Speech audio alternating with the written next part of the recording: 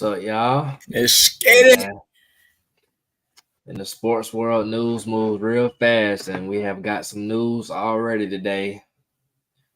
Trade deadline coming up on Halloween, and the Falcons have already made a move.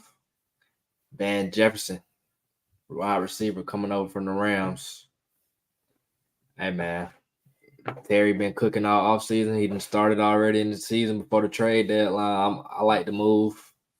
A couple other trades that went on, but what you think about this move and how it helps out this team? Hey, we got another explosive piece coming out the slot where we seen Scotty Miller struggling to read the holes and stuff like that. This is where Van Jefferson comes in, uses that speed. We also have a good route runner. He's a good route runner. So it's going to be consistency from the routes coming in. It's not going to be the inconsistency of only deep routes being ran by him. He can run every route in the route tree. For sure. That's really what it is for real for me. Like he helped the route patterns and stuff that like the spacing that folks have said has been a problem. Now we got somebody that actually is a good route runner, can like get those uh route patterns open for other receivers, those clear out routes, stuff like that. And like you said, I mean Scotty Miller still has a role in this offense, I think, but at the same time, he wasn't really a natural receiver or filling in at that third receiver spot for real. Right. So having him bump down to the fourth receiver spot is even better. And then here y'all can see the compensation. So we traded basically a pick swap in 2025 with late round picks. So it's really like a low risk, high reward deal, like he just said. And we've been making a bunch of those this offseason, like with Jeff Okuda trading him for the fifth round pick, and that looked like it's working out. I mean, this GM has showed that his whole time here, because even like signing Cordell was looked at as like a low risk move, and he been a pivotal part of the offense for the last couple seasons. So, hey man, I like the move, but it's still a move that most Falcons fans won't, and that's trying to get that pass rusher. So I definitely think Daniil Hunter is on the way. What you think, A Jizzle? You think that's the next piece to this puzzle? Hey, bring that man a Learjet all the way to Minnesota, fly him back down to Atlanta, get him a uniform, put him in the lineup. Let's get it. We gotta get this pass rush bumping. That's the last thing we need on this team for this team to be that shutout team that we're looking for. The defense is already doing its job, shutting teams down as far as being very explosive, and shutting teams down as far as limiting to the big plays that we've been letting up the past couple years. I think as far as like us having that explosive player on defense and the defensive line, it's definitely gonna be that. Berto, Right. what's going on, my boy? He said, "What's Yes, good, sir. fellas? Hope this is well. Jefferson's present from the slot may force teams to not stat box in order to stop run." Yeah, most definitely. Like Exactly. now we can run more three wide receiver personnel, and you And still still can, run the ball. yeah, you still can run the ball out those sets definitely. Because I mean, the other two wide receivers we can have on the field, Drake London and Matt Hollins, are definitely good run blocking receivers, and Van Jefferson ain't no pushover either. So yeah, definitely. That's the goal. I think with Ritter's last passing performance, that kind of gave the front office a little bit extra incentive to try to get that next pass catcher in here. I don't really worry about how Arthur Smith is going to use all these guys. Like this is just another piece to the puzzle at this point. And man, it's crazy because Van Jefferson literally just came up in trade rumors probably like a couple of days ago. Man, the Falcons jumped right on that, so that just go to show you like they know what they need to improve on this team, and they don't waste no time in going to make that move. Exactly. It's showing us also that the front office is doing their job 24/7, regardless of what the fans are doing. You know what I'm saying? Hey, Yes, most definitely. yes, We looking sir. forward to getting on Definitely looking tomorrow. forward to it. Yes, sir. Definitely looking forward to it tomorrow for sure. Y'all check us out tomorrow, 8 p.m. We'll be on the Smitty Smith Sports Machine show at 8 p.m. Tune in, guys. Tune in. Yes, sir. So with the news we talking about with Daniil Hunter, that might stem from this with Justin Jefferson got put on 4 week IR. So with him being out in their next 4 games, they already sitting at 1-4. So you think it's time for them to go ahead and get Kirk Cousins and all the other guys out of there? Hey, I think so far, like you leave Kirk Cousins there as far as the Atlanta Falcons looking outside, looking in, but you definitely take the shiny pieces off of that puzzle so that you can add them to your collage. You know what I'm saying? Your collage is gonna pop more because right now we have a mixture of players on both offense and defense. But necessarily speaking on our defensive side, we need those flashy pieces to take attention off of the guys that's on the inside getting interior pressure. Because I don't know if anybody's noticed it or not, but Grady Jarrett is still getting the bulk of the double teams. Like nobody else is worried about the other pieces that we've signed this offseason. Grady Jarrett's still getting those double and triple teams that he's been seeing over the past couple years. Yeah, I think Onyemata's been doing a good job for what he's doing. I think the interior pressure is there. It's just the outside is really killing us right now. The edge, like Bud Dupree, been doing pretty much what I expected. He's been doing better than what I would like, what I thought. But Right. it's just not clicking right now with the pressure. The pressure is there. The sack's just not there. But that's the last piece of this defense. For us to be a top 10, top 15 defense right now with no pressure and really no turnovers either, that just speaks to Ryan Nielsen and his scheme. So if we can get the turnovers and start getting some pressure, that's definitely the last thing I think we need on this defense. And that can be solved this year. Like we don't have to wait to the offseason, even though I'm pretty sure we will address it in the offseason in the draft. But you still can get it done. But here's the that's a cat. Here's the Vikings next few games. Jay Jets out at least the next 4. They got Chicago, which can go either way. Chicago been getting heated up on offense lately. Right. San Fran, Green Bay, and then at Atlanta. So I mean, that ain't really the 4 games you really want to have Jay Jets out. So could they possibly be staring at 1-8 after these foreign games? I mean, I don't see it really getting much better for them with him being out. Yeah, and that's just a testament to saying like what you've said in the past couple streams that we've had, like the strength of schedule does not matter anymore. Once the season starts, is how that team is performing at that very moment, how that team is performing at that very week or week in and week out, how they're performing. Like nobody expected the Texans to come in with the same record as us coming in. They expected them to be as sorry, I would say, as the Panthers. But showing that it takes players and game players that actually win the game, like you're not coming into the game every week saying, okay, well, their schedule is the weakest, so they better win every single game that's coming up this week. Or saying that, oh, yeah, their schedule is the hardest, so they should be losing every game this week. There's week in and week out. The NFL is the NFL. It's any given week. Still. Yep, most definitely. Yeah, Minnesota. I think it's time for them to just go ahead and. I mean, because Kirk Cousins is on a 1-year deal anyway, so he's probably not re-signing. I don't think they want to move in that direction anymore. Plus, with this season already almost being kind of a waste, sitting at 1-4, you might as well try to get something for him if you're gonna move in that direction. And Exactly. honestly, does Jay Jets really like? Does Jefferson have the incentive to want to come back for them, rush back off this injury? Because remember, he's not on a contract. Exactly. I It don't goes think that situation again where a player gets hurt in a contract year, and now it's like the team might. Well, they can't use no leverage against Jefferson. They got to pay him whatever he asks for. Jay Jets has to be the top paid receiver in the league after this year. Yeah, for sure. But it's like at the same time, he got to have that in the back of his mind too to protect himself. Like, hey, I'm not on contract. We're not winning too, so what I'm rushing back to. So this next 4 games will be a stretch for them. I mean, I say they're at least gonna lose 2 of these next matchups for sure. With us being one of them. Yeah, I say Chicago and that Green Bay they best bet of trying to get a win. They're gonna have to lean on that defense, maybe lean on the run game. I don't know. Lean on Addison. Maybe that's why you drafted a Jordan Addison for situations like this. So we'll see. Right. Some other trades that went down.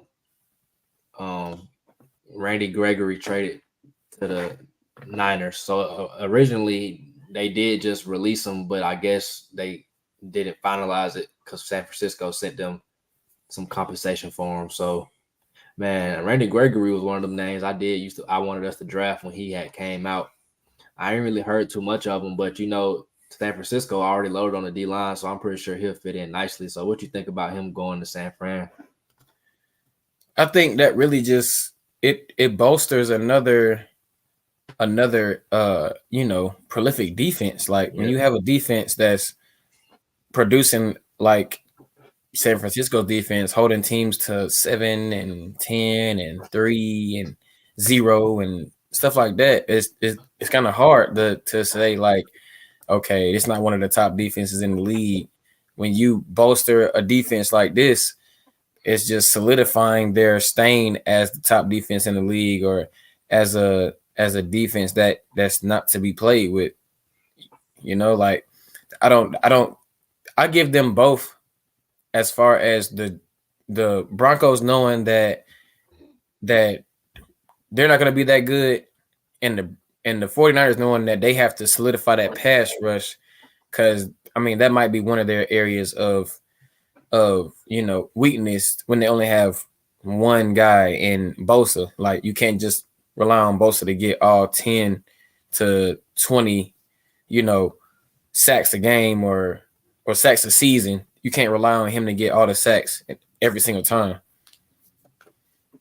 Yeah, definitely. And while we on the topic of Denver, do you think they kind of in that position like the Vikings to like start trading people as well? Because how they sitting right now, I asked y'all the question of you think Sean Payton could be escorted out. Y'all said no, but me personally, I don't think Denver really is going to give him like it's going to be between it's either him or Russell Wilson.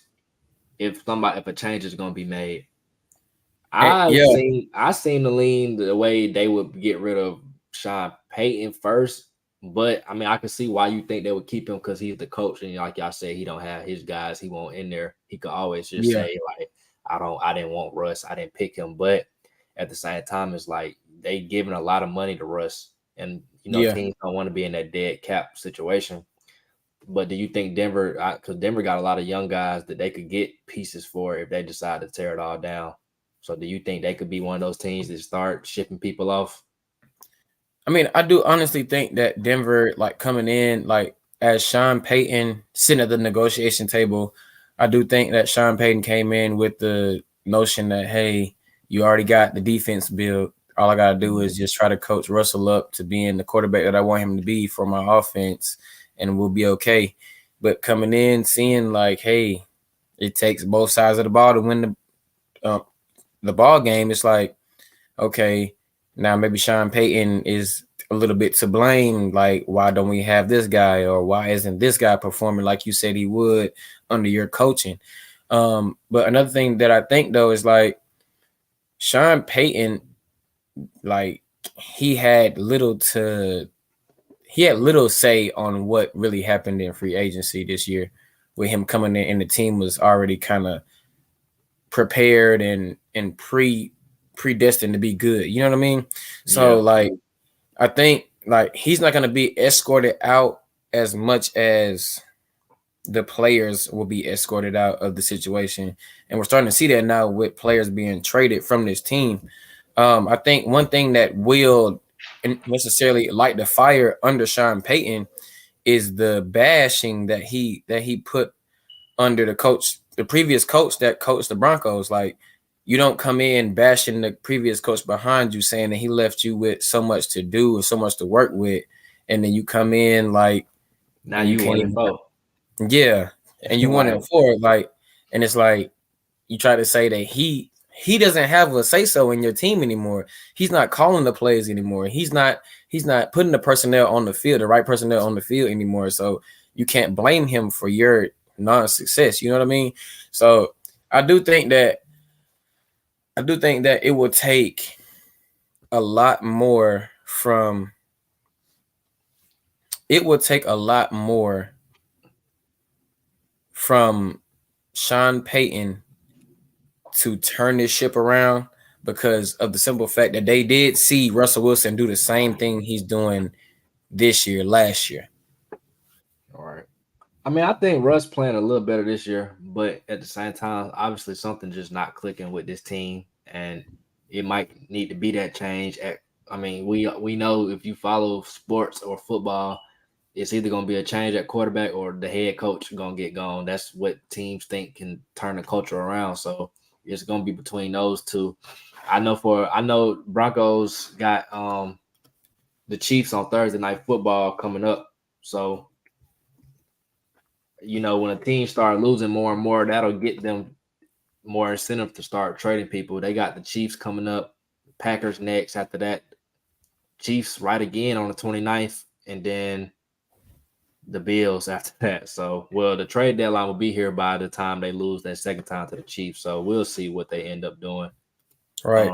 I think it's a lot of teams that's probably in the market to start trading, but a couple of them on the hinge. I just know the Vikings and the Broncos kind of two of the worst off ones. But moving on to that next one that you see right there, Claypool shipped off from Chicago. His stint didn't last long with them. Now he's on the Dolphins.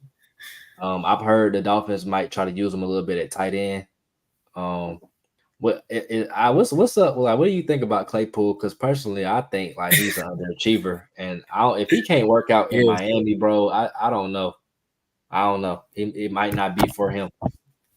Man, I do think for the most part, like Claypool, bro, like he's just one of them guys that's like always talked but never produced. Like I want to see the numbers. Like you had a couple of good games and they said that you were good, but then for you to come out on a podcast that's not NFL media and say, "Oh, I'm top 5." No, I'm top 10. No, I'm top 5. No, I'm top 3. Like, excuse me, sir. You really haven't like did anything.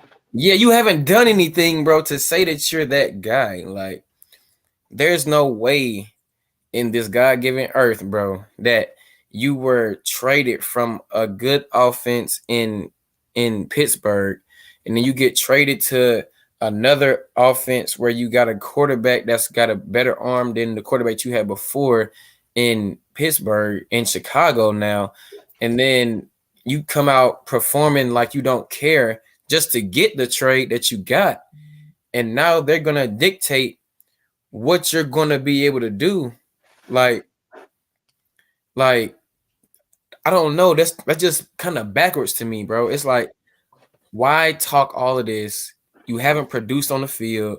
You haven't shown the team that you are actually a team player because you're bashing the coaching or the play calling, and you're not showing on the field like, hey, I can be that guy that's a threat or a deep threat, or I can be that guy that'll body a corner up. Like, this man's stat line speaks for itself. Yeah. What are you doing on the field? His rookie year with Pittsburgh, after that, it's just been going downhill. What are you doing besides being out there? Nothing, because the film on him was extremely bad in Chicago. Like him not trying to block his. He had to apologize to get back on the field. Like, yeah, and then they had the situation where they said the coach sent him home. He say nah. He say he went home on his own. Like it was. I don't know. I just think he's one of those guys. He's just not a team player, or his attitude. He's not a locker room guy. Right. If he can't, like I said, if he can't get it right in Miami of all places, like it might just not be for him. Exactly. He's gonna be one of those guys that had talent or whatnot, but it's just not working out for him. Because hey, look, no. Hey, their fastest receiver, Tyreek Hill, is running 22 miles an hour down the sideline. He probably not averaging 15 to 18 miles an hour down the sideline. So you're not adding speed to this offense. If you're not adding a big that body, jump ball or that gritty running back or that gritty running guy or that blocking type guy, like he got to add another element to this offense because they're not missing out for speed, but maybe they missing the jump ball type guy. So he got a void he can fill on this offense if he gets the opportunities. But who's to say if he gets the opportunities, he'll even take advantage of them for real, because he hasn't shown the ability to do that. outside of his rookie season. Exactly. But man, J.C. Jackson back to New England. Yeah, this is another weird situation. Like, Yeah. I remember when he signed with Khalil Mack and them boys that season. It was like the Chargers been like Super they didn't have Bowl or much. nothing Yeah, else. Super Bowl. And now it's like the dude was getting benched, like healthy scratches. Then they said apparently a corner had got hurt and they tried to send him back in the game, but he refused to go back in. So they eventually just had to end up trading him. So what back to New England where he got famous or where he got his most shine for real. So you think that would be a good move for his career, or is he kind of like one of those corners that fell off? I just think that he knew Christian Gonzalez was hurt, and that was his chance to start in the NFL again with the same coaching that he came from. Like, not every defense runs the same scheme or runs the same play calling. And if you're not comfortable playing man, if you're a strong zone corner and being a strong zone corner, you're not comfortable playing man, or like other way around. Like, if you're not able to come up and make tackles and stuff like that, like that also plays a big factor in it, man. Because it's like, okay, you're playing in a division where it's the Chargers, the Broncos, the Chiefs, and the Raiders. Nothing but air it out teams. None of them teams are really like run heavy. So, like, if you're not comfortable with, playing coverage and actually playing the coverage that you need to play, like, it's gonna make you uncomfortable as a corner. Like, playing cornerback even in college, like I literally felt good as a zone or man coverage corner, but like coming up making tackles and stuff like that, it wasn't hard. But when you're trying to tackle 200 and some pound running backs out the backfield, it kind of makes you think twice about what you want to do with your career. So, I mean, you're trying to tackle Travis Kelce or trying to cover Jerry Jeudy or covering Devontae Adams, or even like, I don't know, like it's just kind of a weird thing. Like, if you're not comfortable where you are, I don't even know if he was comfortable being traded in the first place, or if he was a free agent signing. Yeah, I don't think New England just didn't want to pay him what he wanted, because you can Right. see his numbers right here. Like his tenure with the Patriots, his minimum picks was 3. Right. So he had 9 picks in 2028 the following year. So he wanted his money. But New England not really notorious for paying guys, so he went and got the money out on the free agency market. But like you said, it might have not been his scheme. It might have not been comfortable for him because his numbers are bad with the Chargers. Like, exactly. But he also been hurt as well too. So like you said, maybe he just wanted to go back to where he was comfortable, and he's probably comfortable. When you see a guy go back to the team he played for before, it's some type of comfortable. Like like you said, he's comfortable there. Right. But like you said as well, Christian Gonzalez being out, they needed a void. They had a void with that number 1 cornerback, so they figured, hey, let's go back to somebody we familiar with. Exactly. But I don't know if he's gonna be able to find his form again. Hopefully he will. Especially with the Patriots being as bad as they are right now, man. Yeah, the Patriots ain't really even in no position to really. Right. They're not really competing right now. They're competing for the top 10 pick right now. They're not really competing for like a playoff spot or a division title or anything right now. Could you see a scenario where Bill Belichick get fired? Because they say he basically like the GM and the coach over there. So all the decisions that's plaguing this team is essentially on his shoulders. So what you think? Because I see Bill Belichick holding on to this job as long as he can until he can hand this over to his son. And his son is like an underdog on the coaching staff. So, like, with that being said, I only see them like him handing it down to his son or hiring his son to do it so he can step up and be the GM and start making more executive decisions. Like, with him having such a tie-in with Robert Kraft, he's gonna just go ahead and just step up to the box and watch from the top down and still have a word in his son's ear.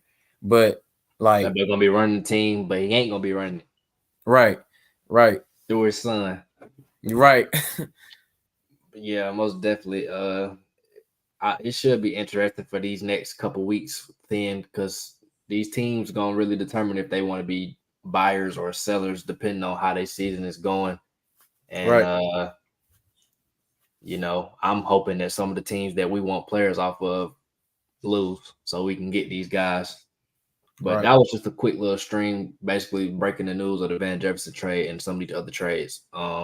We might be on later to discuss some more NFL, NBA, and also MLB playoffs news with probably more of our compadres. Yes, sir. So that was just a quick. Y'all let us know what y'all thinking down in the comments. Like, comment, subscribe, so y'all can Yes, keep sir. track. And we're gonna come back at y'all later on tonight.